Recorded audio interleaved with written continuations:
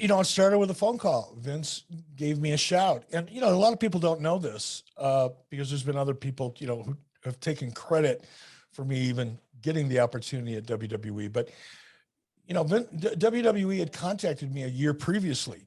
JR called me and offered me a spot to come in and work on Monday Night Raw.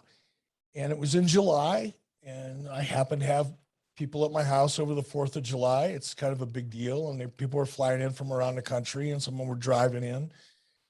It was already happening right over the 4th of July. And JR called me a couple of days before and said, hey, I'd like to know if you'd like to come in and do a Monday Night Raw. And I tried to get some information out of Jim, but Jim wasn't very forthcoming. And I understand that. You don't often want to, lay out an entire storyline to somebody if you're not sure they're even on your team.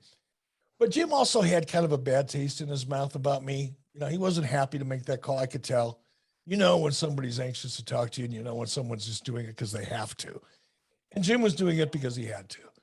And since he couldn't really tell me what I was going to be doing, there was really no contract discussion, not even a hint of one. And I just said, nah, I think I'm going to pass. And then about a year later, Vince called himself, and I knew within 45 seconds of saying hello that I was going to go to work for him. He was super gracious. I won't repeat what he said to me, but he was very, very gracious, more gracious than he needed to be. And he laid it all out to me, and I said, oh, absolutely, man. Let's do it. I mean, our conversation was probably no more than 4 minutes, tops 5. And I made up my mind that I was going to come to WWE, because to me, it was an opportunity to kind of write the last chapter of my book. Before coming to WWE, wrestling was kind of a sore spot with me. Things didn't work out the way I wanted them to at WCW, obviously. And I thought, once I hung up with Vince, this is an opportunity for me to, I was going there as talent, and I was fairly confident in my abilities as talent. And I knew that there was a lot of people there in WWE that I had never had a chance to work with. So it was like, wow, what a fantastic opportunity. And I knew that however long my term, my term would be at WWE, it was in my ability to make sure it ended up very, very positive, because I was confident in my ability as a performer. So I just looked at it as a great way to close out the last chapter of my wrestling book. Little did I know there'd be other chapters, but at the time I kind of looked at it as like, all right, this is my last shot. Go have some fun, damn it. And that's the way I approached everything I did. I didn't feel awkward at all. I know it sounds strange given the circumstances, right? You would think, I would think that I should have felt awkward or tentative about it, but I didn't.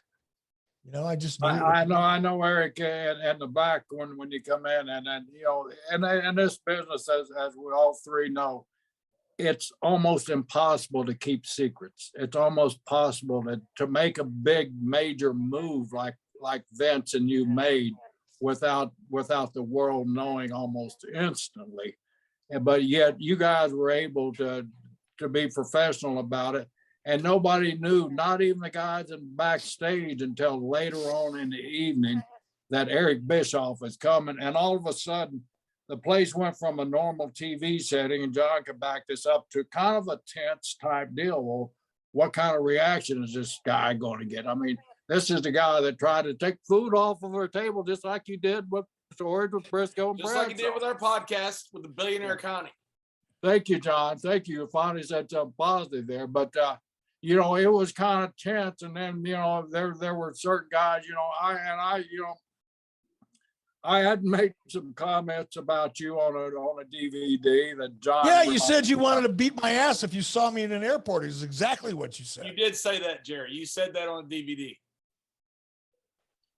But luckily, we were at the arena, not the airport. I was standing talking to Undertaker when Eric walked in, and I didn't see him. Undertaker goes, "The hell?" And I turned around, and there's Eric just walking by.